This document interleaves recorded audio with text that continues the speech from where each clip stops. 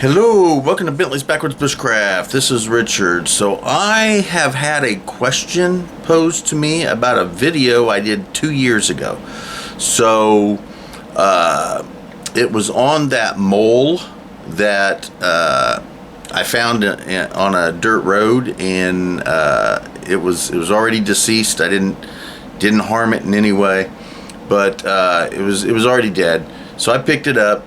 I brought it home and I skinned it, and I made a little pelt out of it.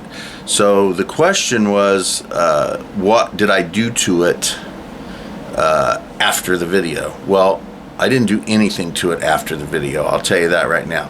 I had to rewatch the video because, like I said, it's been 2 years, and once I skinned it, I tacked it to a board and I just salted the crap out of it. That's really all I did. I have not tanned it to the point where it would resist water, nor have I softened it yet, because it sits on one of my altars.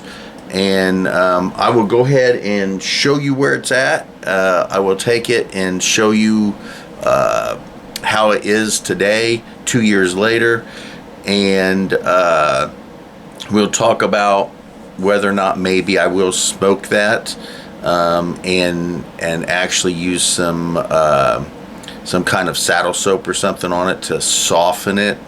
Although I don't think I need to do that. Maybe I will smoke it so that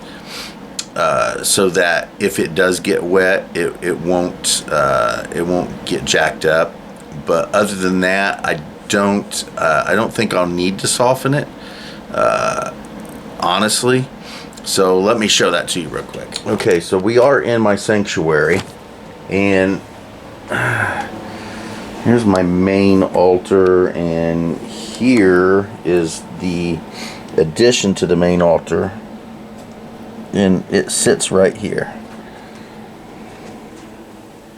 Now this is super soft. It is not, I wouldn't say, if you listen, it's a little stiff, but if you can see, this is really nice. There's nothing wrong with this. This was just salted. Well, 2 years ago. It was salted 2 years ago.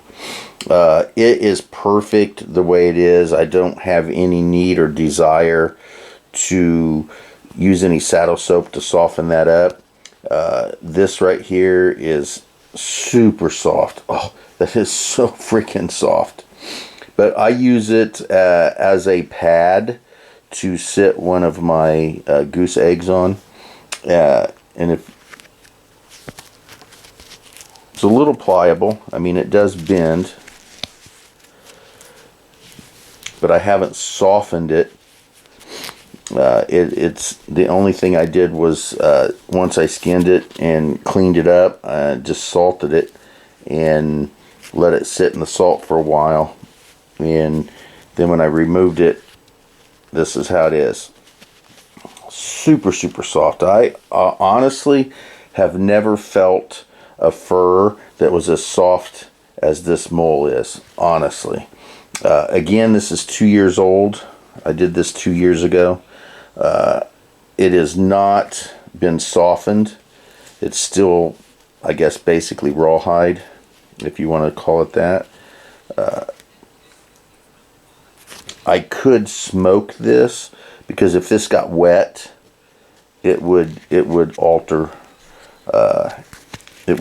it, and it would become possibly damaged. But I could smoke this and stop that from happening, but this does not go outside. It stays inside. Here's my beaver. I have a beaver pelt here. I have several pelts laying around. I think most of them are maybe in there, but I have a raccoon and some coyote and other stuff. But this is the mole that was in question, and no, I did not do anything to it that was not witnessed on the video. Once I cleaned it and salted the crap out of it, I let it sit, and this is how it is. And like I said, this is 2 years old. This has been like this for 2 years. I brought it in here. It sits right here, and then one of my eggs sit on it, and that's just where it is. A hip bone from a deer, some antler. I have all kinds of animal-y things in here. Cicadas. There's a moon moth.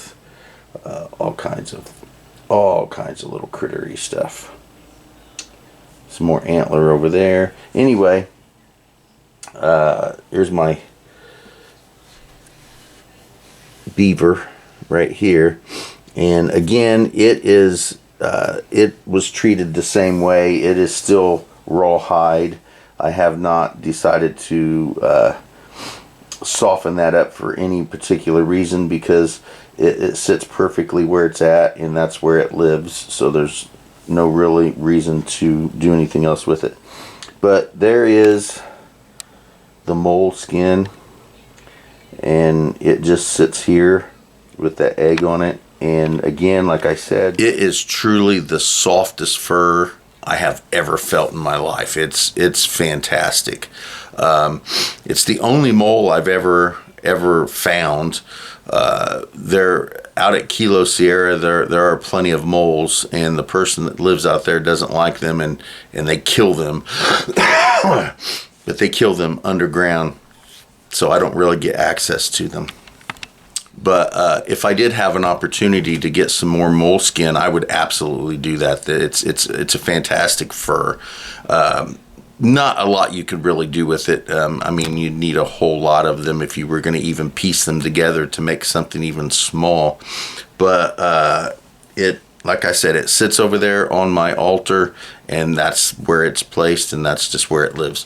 So yeah, to answer your question, I did not do anything else to the mole skin after the video, other than I just let it sit with the salt for a while. I can't tell you how long, but a week or two, or maybe even a little more than that. I honestly don't remember.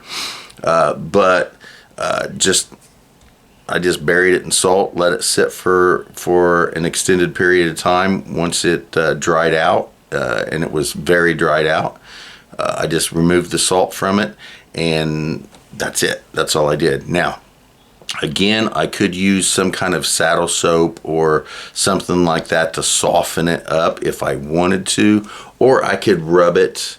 I would have to get it wet again, and then rub it on a rock or a piece of wood or something that was rough, and that would soften it up.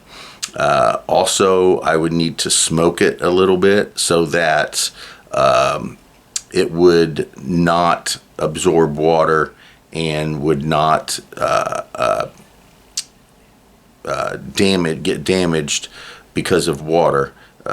If I wanted to do that, I don't have any purpose to do that, simply for the fact that it's such a small item and it stays here. It doesn't go outside. I also have a chipmunk that I actually did soften, and it's packed away somewhere, or I would show it to you, but it's about the same size as that mole, maybe a little bit bigger.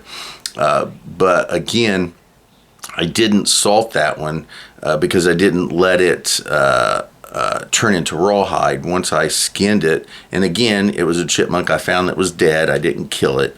But once I skinned it, I simply washed it up, cleaned it up really good, and then just worked it over a rock until it dried out. And by working it over that rock, rubbing it against the rock and on a tree, it softened it up and broke it down to the point where it really softened up. The backside of it really softened up. But I don't have any need or purpose to do that with the moleskin. So I hope that answers your question. The simplest answer is just salted. That's all that is.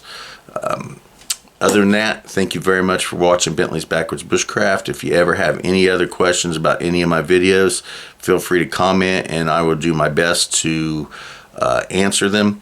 If you want to see something else, possibly just mention it, and I'll see what I can't do about accommodating what other people would like to see.